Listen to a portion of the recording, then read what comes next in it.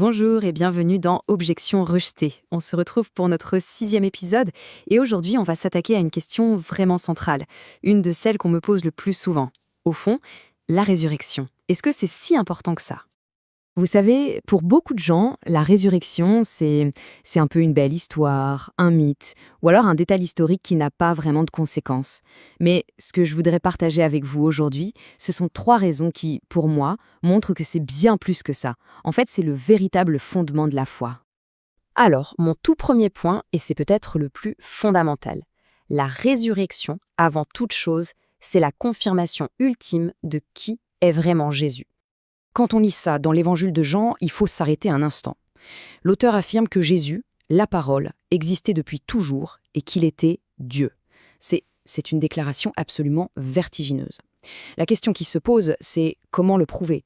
Eh bien, c'est précisément là que la résurrection entre en jeu. C'est comme le sceau divin qui vient valider cette identité éternelle.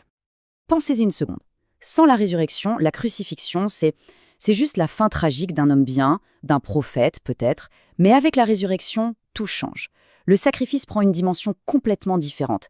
Ça devient l'acte approuvé, validé par Dieu lui-même. C'est la preuve que tout ce que Jésus a dit sur lui-même était vrai. Donc, ce qu'il faut vraiment retenir ici, c'est que la résurrection n'est pas une sorte d'épilogue heureux qu'on aurait ajouté à la fin de l'histoire. Non, c'est l'événement qui révèle et qui confirme au grand jour l'identité profonde de Jésus, celle qu'il avait depuis le commencement. Bon, ça c'était le premier point. Mon deuxième argument nous fait prendre encore plus de hauteur.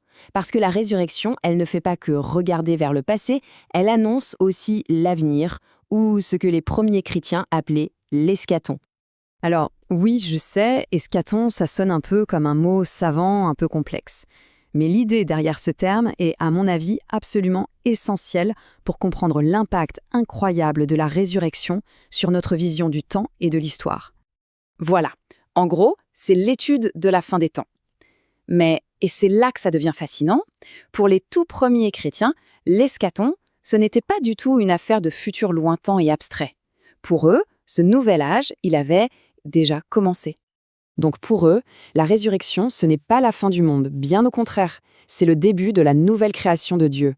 C'est comme si le futur faisait déjà éruption dans notre présent, comme si une nouvelle réalité commençait déjà à s'infiltrer dans la nôtre. Et ça nous amène tout droit à mon troisième et dernier point.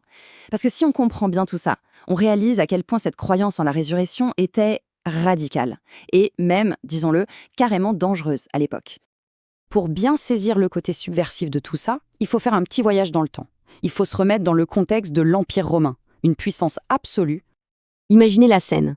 Dans cet empire, l'empereur, César, est appelé Seigneur, Sauveur et même Fils de Dieu. Son pouvoir est total. Et là, vous avez un petit groupe de personnes qui se met à proclamer que le vrai Seigneur, le vrai Fils de Dieu, c'est un charpentier de Galilée crucifié par ce même empire.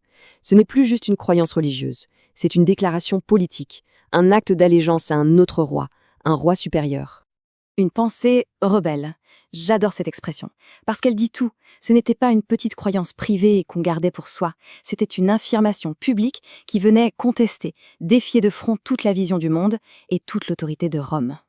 Alors, pour conclure, si on rassemble ces 3 pièces du puzzle, on voit émerger une idée vraiment puissante. La résurrection, ce n'est vraiment pas qu'un simple miracle. C'est un acte qui est à la fois théologique et profondément politique. Théologique parce qu'il confirme qui est Jésus. Il inaugure une nouvelle ère, l'âge final. Et politique parce qu'il proclame son autorité sur toutes les puissances de ce monde. Et je vais finir en laissant cette question en suspens, une question à méditer. Et si cet événement n'était pas simplement une histoire ancienne?